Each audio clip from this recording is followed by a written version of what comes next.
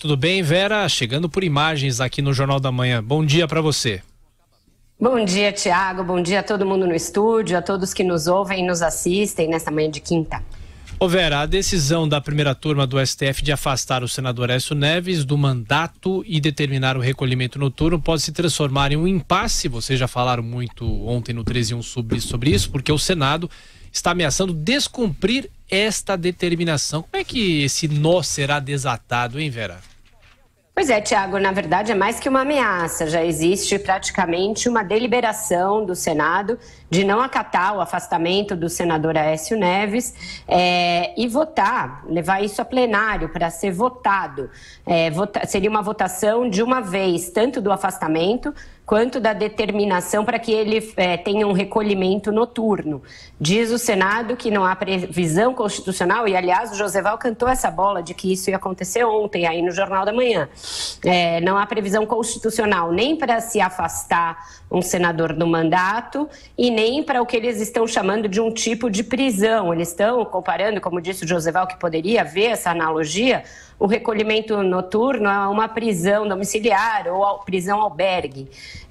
Então, estão dizendo que isso só poderia ser feito em caso de crime inafiançável ou de flagrante delito e que, portanto, vão rejeitar isso em plenário. É uma articulação pluripartidária. A Aécio, que é quase uma unanimidade negativa na sociedade, conseguiu juntar aí, por conta disso, PT, PMDB de Temer e PMDB de Renan, os tucanos, mesmo os tucanos que estavam contra ele mais recentemente, e isso deve ser uma decisão de uma maioria franca aí no Senado.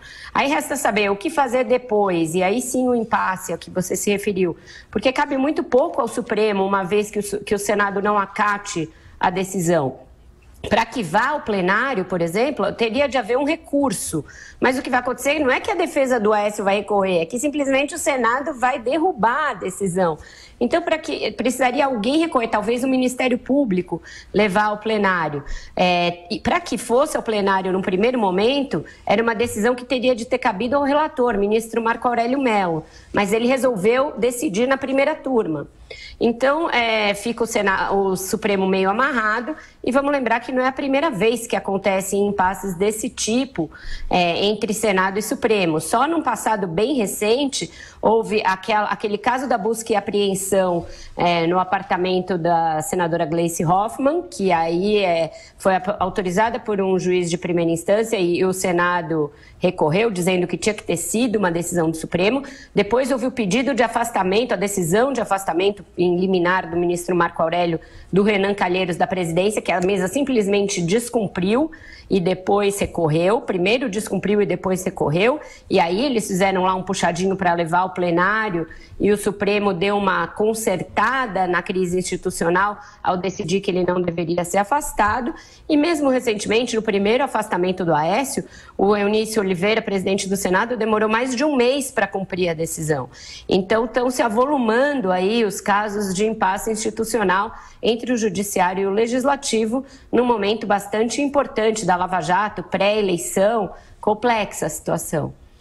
E a gente assiste um fato histórico, né, Vera? O corporativismo unindo PT, PSDB, PMDB, mas todo mundo assustado, né, pela prisão. Você veja, Joseval, eu não tenho a menor dúvida que o que os une, mais do que qualquer defesa constitucional ou defesa da separação dos poderes, é isso que você falou, puro corporativismo.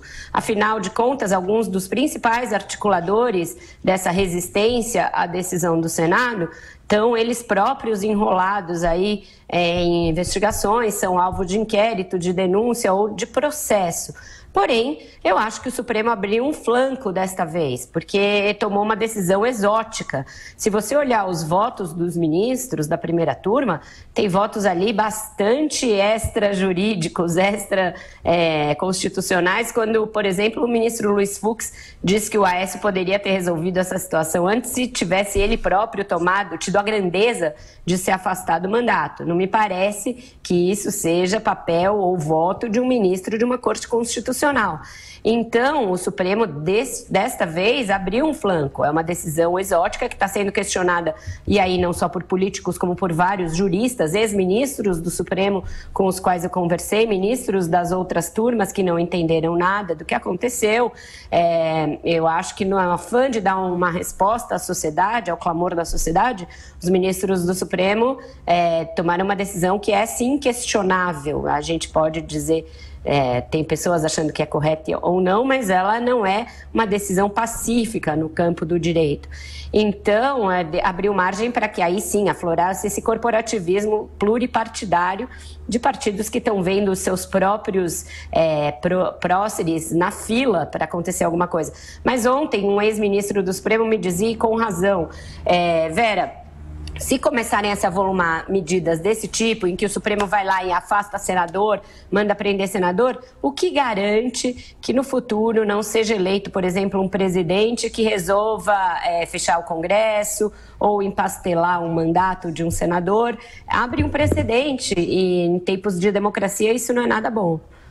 Eu achei bom esse final, Sil, porque realmente o equilíbrio dos poderes é fundamental no Estado democrático de direito, na minha opinião, viu, Vera? É lógico, todo mundo quer ver punição para quem cometeu crimes ilícitos. Lógico. O senador Aécio Neves certamente tem muito a explicar. Não dá para imaginar que ele vá ser absolvido a partir dessa união aí para que seja preservado o mandato. Porém, quando um juiz atravessa a praça ali dos três poderes, é de se ficar um pouco com a orelha em pé, porque o ideal é que cada um guarde as suas atribuições constitucionais, não é isso, Joseval? Ô Vera, rapidamente, a questão é a seguinte, será que essa súbita solidariedade vai melhorar a situação do Aécio Neves no PSDB? Não melhora, Thiago, não melhora. Ele tem, neste caso, o apoio de uma parcela do PSDB que está contra ele, os senadores ali, Cássio Cunha Lima, Tasso Gereissati, mas que fazem sempre a questão de fazer um adendo. Esquece o Aécio, não estamos falando do Aécio, etc. No PSDB, a situação dele continua sendo de um grupo bastante incomodado com o fato dele permanecer na presidência do partido, mesmo que licenciado, e achando que ele deveria, diante do agravamento aí da sua situação política e jurídica, se afastar de vez e antecipar o processo de escolha da nova executiva do partido. O Aécio, eu acho que tentou surfar nessa onda aí de súbita solidariedade ou súbita defesa da Constituição, soltou uma nota ontem bastante tentando angariar para si esse momento, dizendo que está sendo julgado antes da hora, condenado antes mesmo de ser julgado, etc.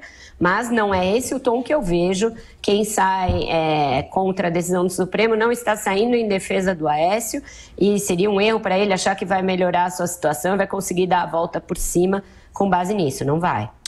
Vera Magalhães, que volta a partir das 5 da tarde no 3 em 1. Hoje um programa especial, é isso, Vera? Amanhã vai ser hoje especial. Programa normal, mas amanhã, sexta-feira, teremos o especial de 1 ano do 3 em 1, que a gente anuncia mais detalhes ao longo da programação aí, na programação de hoje. Fica aqui o suspense no ar, tá bom? Tcharam! Bom trabalho, tchau, tchau. Obrigada, bom trabalho para vocês, Thiago, tchau.